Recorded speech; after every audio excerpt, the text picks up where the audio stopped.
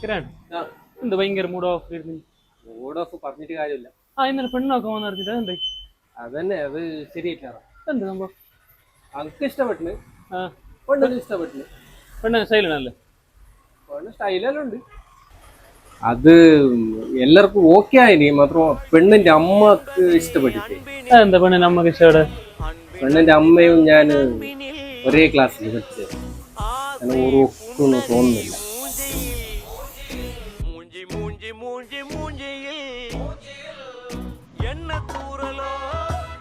phone ആക്കിപ്പാ